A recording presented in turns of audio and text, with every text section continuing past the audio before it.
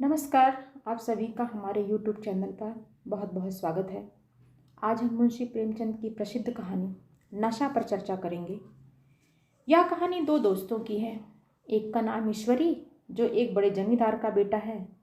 दूसरा एक गरीब कलर का। इस कहानी में लेखक ने अमीरों का नशा कैसा होता है उसका वर्णन किया है। तो आइए इस कहानी को पढ़ते हैं। ईश्वरी एक बड़े जमींदार का लड़का था और मैं एक गरीब कलर का, जिसके पास मेहनत मजदूरी के सिवा और कोई जायदाद ना थी। हम दोनों में परस्पर बहसें होती थी। मैं जमींदारी की बुराई करता, उन्हें हिंसक पशु और खून चूसने वाली जोंक और वृक्ष की चोटी पर फूलने वाला बंझा कहता। वह जमींदारों का पक्ष लेता, पर स्वभावतः उसका पहलू कुछ कमजोर होता था, क्योंकि उसके पास जमींदारों के अनुकूल कोई दलील ना थी। वह कहता है कि सभी मनुष्य बराबर नहीं होते, छोटे बड़े हमेशा होते रहते हैं और होते रहेंगे। लचर दलील थी। किसी मानुषी या नैतिक नियम से इस व्यवस्था का औचित्य सिद्ध करना कठिन था। मैं इस वाद विवाद में गर्मी गर्मी में अक्सर तेज हो जाता और लगने वाली बात कह जाता, लेकिन ईश्वरी हार कर भी मुस्कुराता रहता था। मैंने उसे कभी गर्म होते नहीं देखा। शायद इसका कारण यह था कि वह अपने पक्ष की कमजोरी समझता था। नौकरों से वह सीधे मुंह बात नहीं करता था। अमीरों में जो एक बेदर्दी और उद्दंडता होती है, उसमें उसे भी प्रचुर भाग मिला था। नौकर ने बिस्तर लगाने में जरा भी देर की, दूध जरूरत से ज़्यादा गर्म या ठंडा हुआ, साइकिल अच्छी तरह साफ नहीं हुई तो वह आपे से बाहर हो जाता।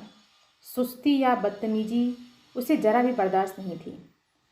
पर दोस्तों से और विशेषकर मुझसे उसका व्यवहार सौहार्द और नम्रता से भरा हुआ होता था।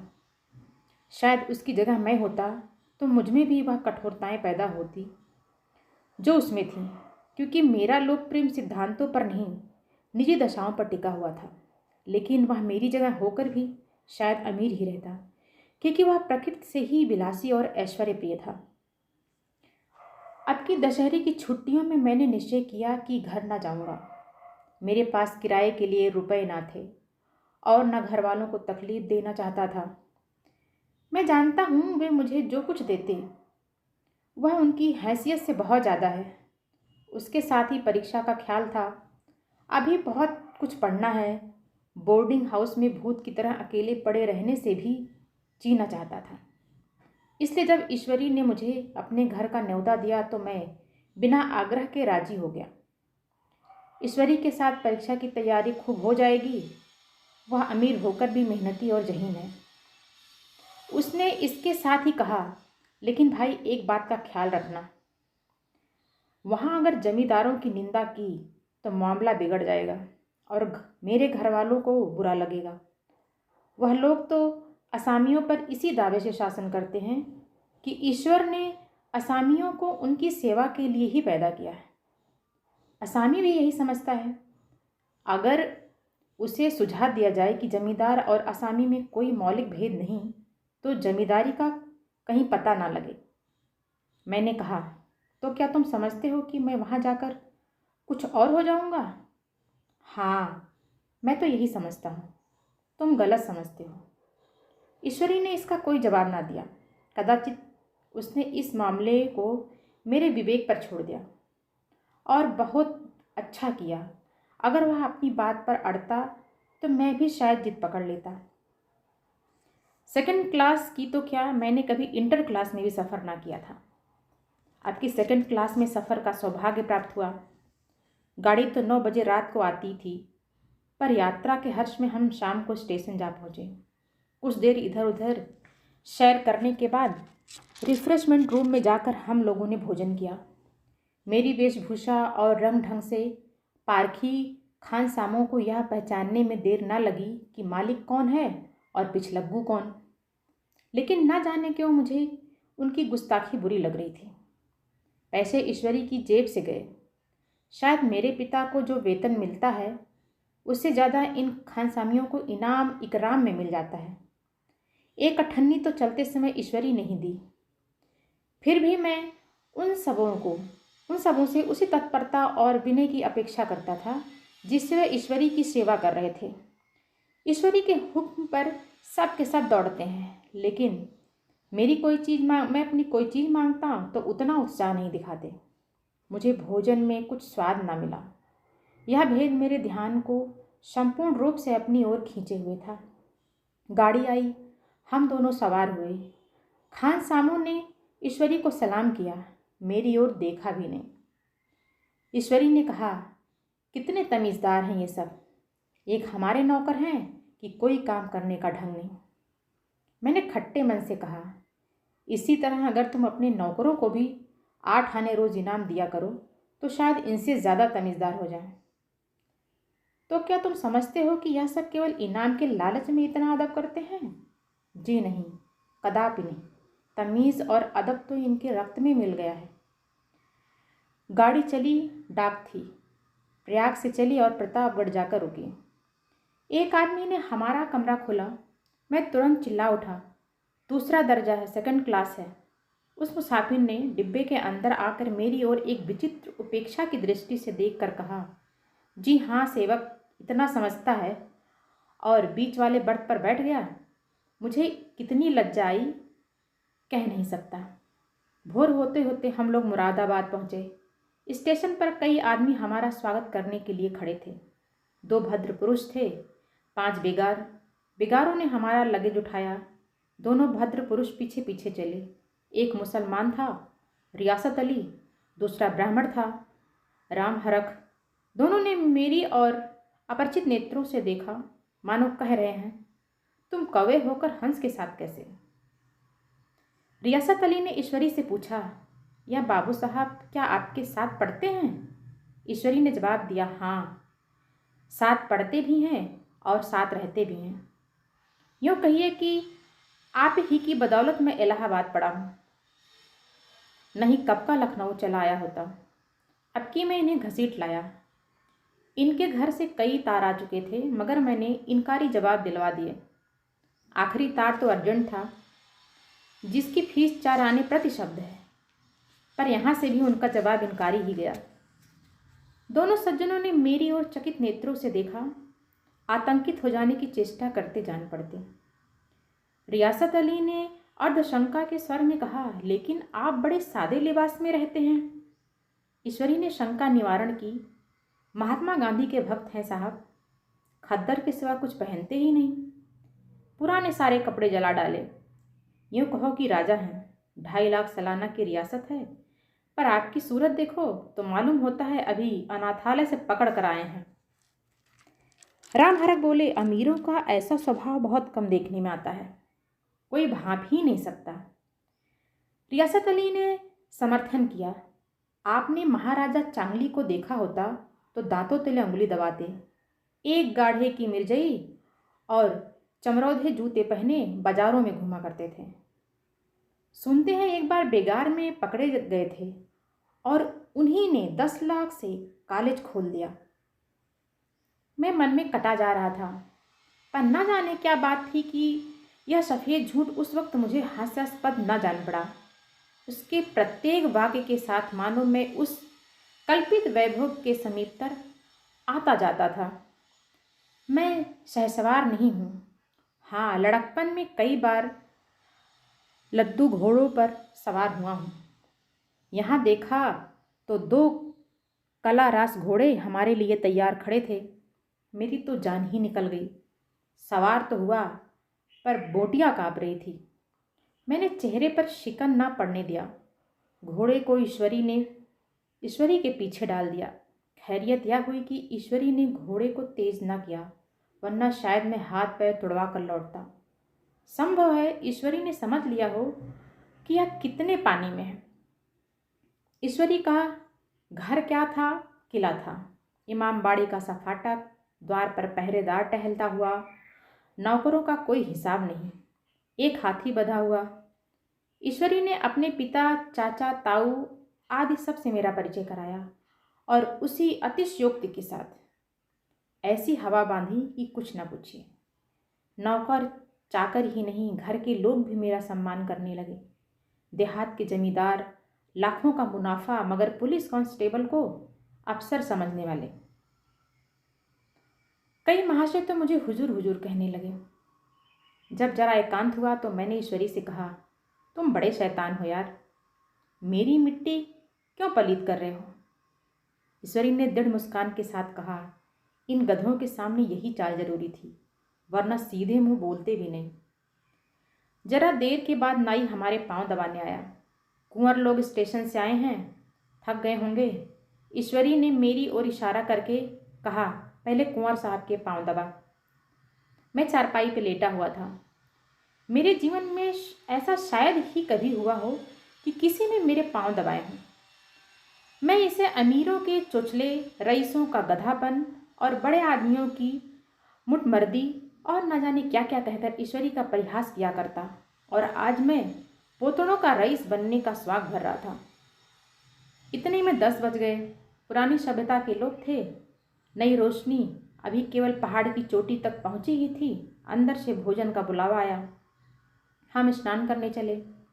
मैं हमेशा अपनी धोती खुद छांट लिया करता हूँ, मगर यहाँ मैंने ईश्वरी की भांति अपनी धोती भी छोड़ दी। अपने हाथों अपनी धोती छांटते शर्म आ रही थी। अंदर भोजन करने चले। हॉस्टल में जूते पहने मेज पर जा डटते थे, यहाँ पांव धोना आवश्यक था। कहार पानी लिए खड़ा था। ईश्वरी ने पांव बढ़ा दिए, कहार ने उसके पांव धोए। मैंने भी पांव बढ़ा दिए, कहार ने मेरे भी पांव धोए। वह मेरा विचार ना जाने कहाँ चला गया था। सोचा था वहाँ देहात में एकाग्र होकर खूब पढ़ाई करेंगे, पर यहाँ सारा दिन सैर सपाटे में कट जाता था। कहीं नदी के बजरे पर सैर कर रहे हैं, कहीं मछलियों या चिड़ियों का शिकार कर रहे हैं, कहीं पहलवानों की कुश्ती देख रहे हैं, कहीं शतरंज पर जमे हैं। ईश्वरी खूब अंडे मंगवाता और कमरे में स्टोव पर आमलेट बनते। नौकरों का एक जत्था हमेशा घेरे रहता। अपने हाथ पांव हिलाने की कोई ज़रूरत नहीं, केवल जबान हिला देना काफ़ी है। नहाने बैठो तो आदमी नहलाने को हाजिर, लेटो तो आदमी पंखा झलने को खड़े। मैं महात्मा गांधी का कुंवर चेला मशहूर था। भीतर से बाहर तक मेरी धाक थी। नाश्ते में जरा भी देर ना होने पाए, कहीं कुंवर साहब नाराज ना हो जाएं, बिछावन ठीक समय पर लग जाए। कुंवर साहब के सोने का समय आ गया। मैं ईश्वरी से भी ज़्यादा नाजुक दिमाग बन गया था, या बनने पर मजबूर किया गया था। ईश्वरी अपने हाथ से बिस्तर बिछा ले, लेकिन कुंवर मेहमान अपने हाथों से कैसे अपना बिछावन बिछा सकते हैं? उनकी महानता में बट्टा लग जाएगा। एक दिन सचमुच यही बात हो गई। ईश्वरी घर में था। शायद अपनी माता से कुछ बातचीत करने में देर हो गई। यहाँ 10 बज गए। मेरी आंखें नींद से झपक रही थी, मगर बिस्तर कैसे लगाऊं? कुंवर जो ठहरा। कोई 11:30 बजे मेहरा आया। बड़ा मुँह लगा नौकर था। घर के धंधों में मेरा बिस्तर लगाने की उसे सुधि ही ना रही। आप जो याद आई तो भागा हुआ आया। मैंने ऐसी डांट बताई, उसने भी याद किया होगा। ईश्वरी मेरी डांट सुनकर बाहर निकल आया और बोला, तुमने बहुत अच्छा किया। यह सब हरामखोर इसी व्यवहार के योग्य हैं। इसी तरह ईश्वरी एक दिन एक जगह दावत में गया हुआ था। शाम हो गई, मगर लैंप मेज पर रखा हुआ था। दिया सलाई भी थी, लेकिन ईश्वरी खुद कभी लैंप नहीं जलाता था। फिर कुंवर साहब कैसे जलाएं? मैं झुझला रहा था। समाचार पत्र आया रखा हुआ था। जी उधर लगा हुआ था, पर लैंप नदारत। देह योग से उसी वक्त मुंशी रियासत अली आ निकले। मैं उन्हीं पर उबल पड़ा। ऐसी फटकार बताई कि बेचारा उल्लू हो गया। तुम लोगों को इतनी भी फिक्र नहीं कि लैंप तो जलवा दो? मालूम नहीं ऐसे कामचोर आदमियों का यहाँ कैसे गुजर हो जाता है। मेरे यहाँ घंटे भर निर्वाह ना हो। रियासत अली ने कांपते हुए हाथों से लैंप जला दिया। वहाँ एक ठाकुर अक्सर आया करता था। कुछ मनचला आदमी था, महात्मा गांधी का परम भक्त। मुझे महात्मा जी का चेला समझकर मेरा बड़ा लिहाज करता था, पर मुझसे कुछ पूछते संकोच करता था। एक दिन मुझे अकेला देखकर आया और हाथ बांध कर बोला, सरकार तो गांधी बाबा के चेले हैं ना।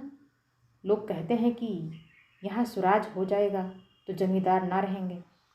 मैंने शान जमाई, जमींदारों के रहने की ज़रूरत ही क्या? यह लोग गरीबों का खून चूसने के सिवा और क्या करते हैं? ठाकुर ने फिर पूछा, तो क्यों सरकार, सब जमींदार की ज़मीन छीन ली जाएगी। मैंने कहा, बहुत से लोग तो खुशी से दे देंगे, जो लोग खुशी से ना देंगे उनकी ज़मीन छीननी ही पड़ेगी। हम लोग तो तैयार बैठे हुए हैं। ज्यों ही स्वराज हुआ अपने इलाके असामियों के नाम हिब्बा कर देंगे। मैं कुर्सी पर पांव लटकाए बैठा था। ठाकुर मेरे पांव दबाने लगा। फिर बोला, आजकल जमींदार लोग बड़ा जुल्म करते हैं सरकार। हमें भी हुजूर अपने इलाके में थोड़ी सी ज़मीन दे दें तो चलकर वहीं आपकी सेवा में रहें। मैंने कहा, अभी तो मेरा कोई अख्तियार नहीं है भाई, लेकिन ज्यों ही अख्तियार मिला मैं सबसे पहले तुम्हें बुलाऊंगा। तुम्हें मोटर ड्राइवरी सिखाकर अपना ड्राइवर बना लूँगा। सुना उस दिन ठाकुर ने खूब भांग पी और अपनी स्त्री को खूब पीटा और गांव के महाजन से लड़ने को तैयार हो गया। छुट्टी इस तरह तमाम हुई और हम फिर प्रयाग चले। गांव के बहुत से लोग हम लोगों को पहुंचाने आए। ठाकुर तो हमारे साथ स्टेशन तक आया। मैंने भी अपना पार्ट खूब सफाई से खेला और अपनी कुबेरोचित विनय और देवत्व की मुहर हर एक हृदय पर लगा दी। जी तो चाहता था हर एक नौकर को अच्छा इनाम दूं, लेकिन वह सामर्थ्य कहाँ थी। वापसी टिकट था ही, केवल गाड़ी में बैठना था। पर गाड़ी आई तो ठसाठस भरी हुई। दुर्गा पूजा की छुट्टियां भोग कर सभी लोग लौट रहे थे। सेकंड क्लास में तिल रखने की जगह नहीं थी।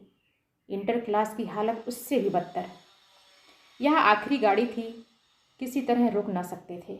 बड़ी मुश्किल से तीसरे दर्जे में जगह मिली। हमारे ऐश्वर्य ने वहाँ अपना रंग जमा लिया, मगर मुझे उसमें बैठना बुरा लग रहा था। आए थे आराम से लेटे लेटे और जा रहे हैं सुकड़े हुए। पहलू बदलने की भी जगह ना थी। कई आदमी पढ़े लिखे भी थे। वे आपस में अंग्रेजी राज्य की तारीफ करते जा रहे थे। एक महाशय बोले, ऐसा न्याय तो किसी राज्य में नहीं देखा। छोटे बड़े सब बराबर। राजा भी किसी पर अन्याय करे तो अदालत उसकी गर्दन दबा देती है। दूसरे सज्जन ने सामर्थ किया, अरे साहब, आप खुद बादशाह पर दावा कर सकते हैं। अदालत में बादशाह पर डिग्री हो जाती है। एक आदमी जिसकी पीठ पर बड़ा गट्ठर बंधा हुआ था, कलकत्ते जा रहा था। कहीं गठरी रखने की जगह ना मिलती थी, पीठ पर बांधे हुए था। इससे बेचैन होकर बार बार द्वार पर खड़ा हो जाता। मैं द्वार के पास ही बैठा हुआ था। उसका बार बार आकर मेरे मुंह को अपनी गट्ठर से रगड़ना मुझे बहुत बुरा लग रहा था। एक तो हवा यूं ही कम थी, दूसरे उस गंवार का आकर मेरे मुंह पर खड़ा हो जाना मानो मेरा गला दबाना था। मैं कुछ देर तक जब किए बैठा रहा। एकाएक मुझे क्रोध आया। मैंने उसे उठकर पीछे ठेल दिया और 2 तमाचे जोर जोर से लगाए। उसने आंखें निकाल कर कहा, क्यों मारते हो बाबूजी? हमने भी किराया दिया है। मैंने उठकर 2-3 तमाचे और जड़ दिए। गाड़ी में तूफान आ गया। चारों ओर से मुझ पर बौछार पड़ने लगी। अगर इतने नाजुक मिजाज हो तो अव्वल दर्जे में क्यों नहीं बैठ गए? कोई बड़ा आदमी होगा तो अपने घर का होगा। मुझे इस तरह मारते तो दिखा देता। क्या कसूर था बेचारे ने? गाड़ी में सांस लेने की जगह नहीं, खिड़की पर जरा सांस लेने खड़ा हो गया तो उस पर इतना क्रोध? अमीर होकर क्या आदमी अपनी इंसानियत बिल्कुल खो देता है? यह भी अंग्रेजी राज्य है जिसका आप बखान कर रहे थे। एक ग्रामीण बोला, दफ्तर में घुसन तो पावत नहीं, उस पर इतना मिजाज। ईश्वरी ने अंग्रेजी में कहा, what an idiot you are. वीर तुम कितने मूर्ख हो। और मेरा नशा अब कुछ कुछ उतरता हुआ मालूम होता था। इस तरह से मुंशी प्रेमचंद की कहानी समाप्त होती है। आप सभी का सुनने के लिए बहुत बहुत धन्यवाद।